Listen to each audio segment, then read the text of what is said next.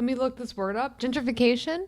All right. So if you're asking what gentrification means, gentrification is actually a really difficult term to define, right? Because gentrification means a different thing to different people, right? Nope, it's not. I just learned what it means. What do you mean, curb chair? So, yes, gentrification has multiple connotations, multiple interpretations, right? There's different ways to define gentrifications, there's different ways to quantify gentrification. We have progressed so far that we now have the ability to quantify gentrification. You don't know gentrification is happening until it has happened. You know it when you see it, but it usually takes, it's about a 10-year process, right? That's the time frame of gentrification.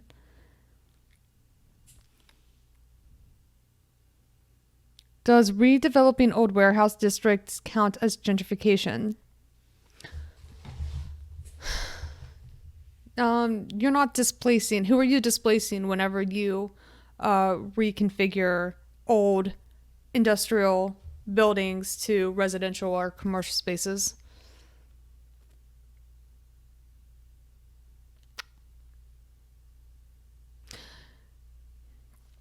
There is still a means to suspect that gentrification, even if so, let me just stay on this topic. You can re you can revitalize or reconfigure an old building that could ultimately lead to further gentrification. But if that's one building, the flipping of one industrial building into like a newly renovated residential slash commercial space would have a ripple effect where real estate developers saw this as an opportunity to start to reshape this old, rundown, dilapidated, or blighted area to start to turn it into an up and coming area. Then that could be the snowball effect, right? That could be the beginning stages of a snowball effect where uh, residential areas within close proximity could start to experience increased costs of rent because of the effects of inflation that could lead to displacement. And that's typically how gentrification occurs because there's no protections at a community level to preserve our neighborhoods in an effective way. And unfortunately, what little legislation we have, what little housing policies we have, whether it be rent control or rent stabilization, it does not protect the large share of low-income renters who will inevitably be burdened with higher costs that they will not be able to incur, and that will lead to them being priced out.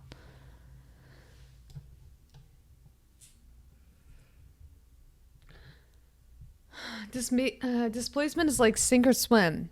Those people need to step up and take advantage of opportunities to build wealth so they can afford those gentrified neighborhoods. No, you're wrong.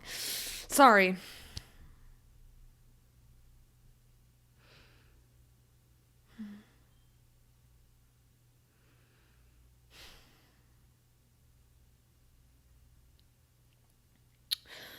You are missing the mark here if you cannot see how a low income neighborhood where people's hourly wages might be minimum wage or less would never be able to take out a mortgage that typically require a 10% down on brand new spaking cookie cutter residential like R1 type of single family housing that we typically see in gentrified areas or condos that are usually like $500,000.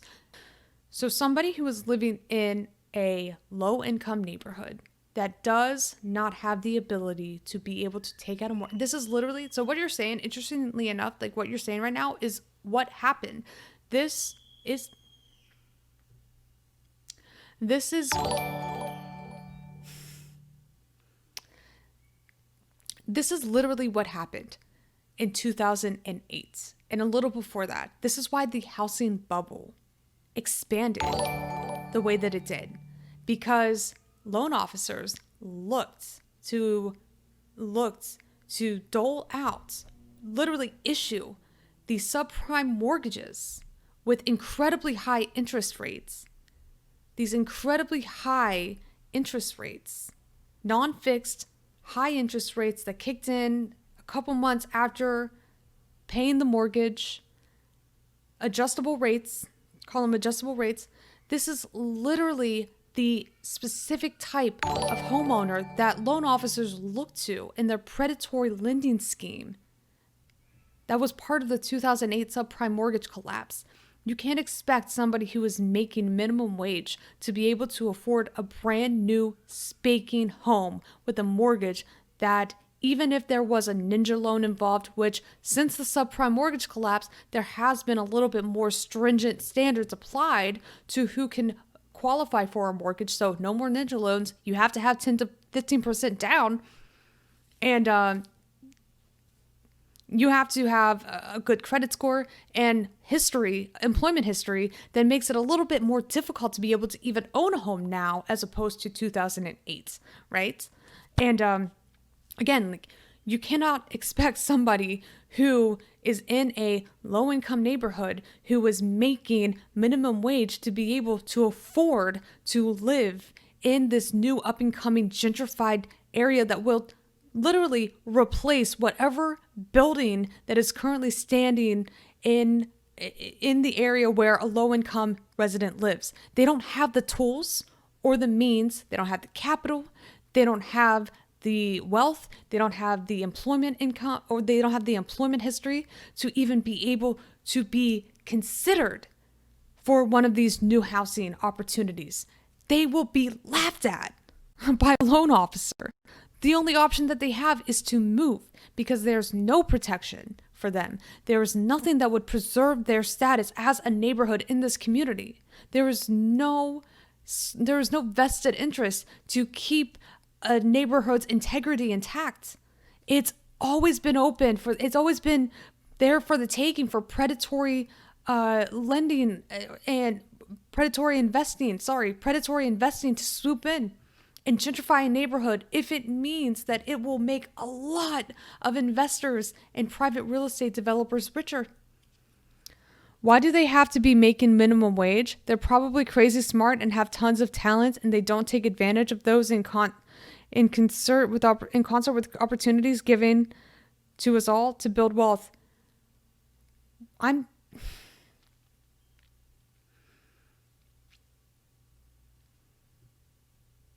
kind of confused here because it's Karen's manager. I am not trying to undermine this person's talents, their ability to work hard. I'm sure that they're incredibly hardworking. But again, you're making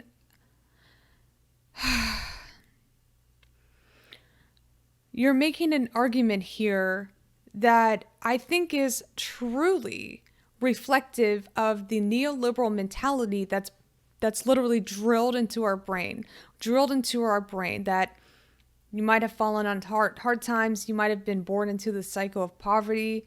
You might have experienced every single barrier of entry or adversity that has kept you from being able to succeed. But listen, you're smart, you're capable, you'll figure it out because we're not going to help you. And you better use every single tool in your arsenal to your advantage to find a way to succeed, because God knows there's nothing in place, not a welfare state, not robust social spending, not any social safety nets that's going to catch you if you fall. So you better find a way to figure it the fuck out. That kind of mentality has been drilled into our brain by way of neoliberal policy, that is how so many people have to think. It is literally the survival mentality that so many people have.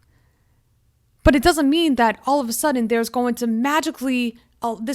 magically allow people to find a way to survive whenever there's going to be even less opportunities. If the business where they were working all of a sudden is no longer there and is replaced with like a big box industry like a fucking Target, maybe they'll be able to get a job there. Maybe they'll be rehired to work in whatever work in whatever industry or whatever business that replaces the old ma and pa shop. But there's no guarantee. And they're sure as fuck won't be able to make enough money to be able to live in these brand new, sparkly, pretty condominiums that'll like literally be set aside for like the multimillionaires, yuppies who want to move in, experience urban life. You know, you're missing the point here.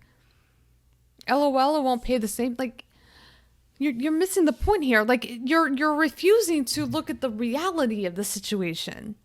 You're refusing to look at the reality of the situation. Like, displacement is not an uncommon thing. Displacement is almost it's almost a guarantee. It's a guarantee when it comes to gentrification. There is a correlation between gentrification and displacement. It is bound to happen, in fact. So why don't we create policies that help people to take advantage of opportunities to build their own wealth rather than just giving them money? Listen, I'm with you. I'm with you. But I think that at this point, when it comes to building wealth, I don't know if it's better to try to give everyone a pathway forward to build wealth by way of home ownership, or if we change the way that we view home ownership and we stop allowing people to build wealth from home ownership and we start to move to a more collective way of living, right?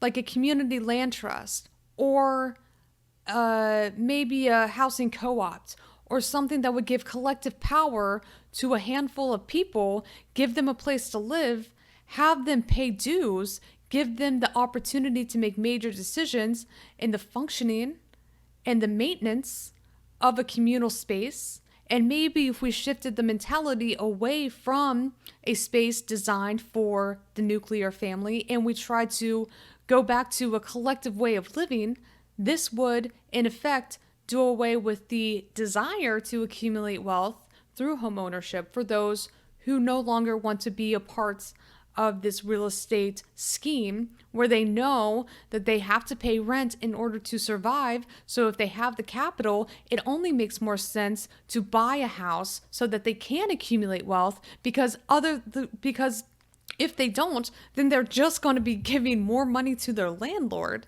And if it's money that's going to rent anyway, the better option for you to make is to take the money that you would otherwise pay, you would otherwise pay on rent and put it into a mortgage, because at least you're getting home equity. Like, I understand the mentality here, but I'm saying if there was an opportunity to even take away this desire for home ownership with a viable option, maybe people would opt into that instead. Some people don't want to own a home. I know it's hard to believe. We're seeing more kids, actually, who are opting out of home ownership because they like the idea of more fluidity in their lifestyle. They want to be able to move. They want to be able to experience life. They don't want to be anchored down to one location. And so that is starting to be, that's a paradigm shift in the way that people view their residential space. So we could reach a point, I know that it seems really, really hard to even fathom, right?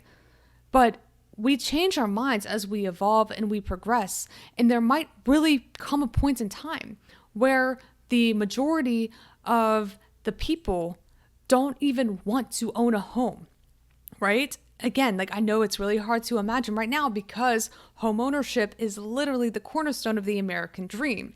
Yes, it does not mean that that will forever be part of the American dream mentality. We're already starting to see more younger people choose to rent, even if they have the money, even if they have the ability. We're talking about younger millennials here, because the more desirable option for them is to experience different cities, live in different places. And I'm not talking about like this just happens because, instability in the workplace. We're talking about actual opinions from younger millennials are saying, I don't want to own a home. I want to rent because I want to maybe move across the country one day. And that'll be really difficult if I'm owning a home, right?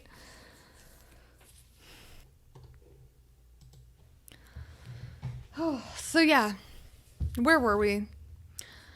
What if we just gave people the ability to, what if instead of pushing for policies to ensure everyone can build, and listen, I like the idea of giving more leeway to those who want to build wealth, but I also think that we need to ensure that everyone has basic human necessities met in this country, which we've never done. So give people a place to live, give them food and give them shelter, give them internet, and then let them decide whether or not they want to build wealth by expanding these policies that would pave the way for them to do just that if that was their prerogative.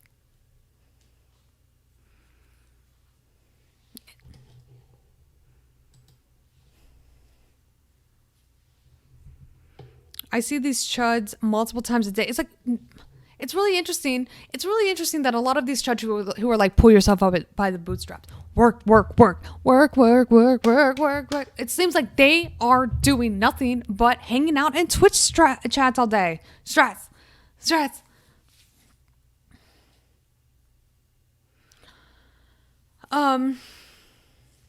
Do you not think it's kind of ironic that so many chuds who were like pro-capitalism, pro-neoliberal austerity, pro-Trump, they just seem to do nothing with their day other than come in and badger leftists with their right-wing trolling behavior? It's like, do you not have a job? Do you not practice what you preach? Why are you not out there getting your hands dirty in what I would assume is your blue-collar job?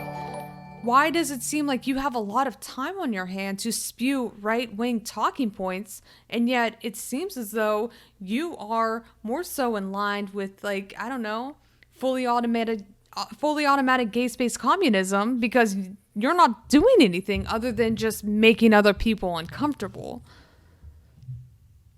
They don't need to work hard. They already got theirs from mommy and daddy. Oh, so cozy. That is cozy. I mean, I wish I were. I mean, I can't speak for anyone else, but like, my life would be probably a lot easier if I were a trust fund baby. The chip upon my shoulder, blown through life, you roll over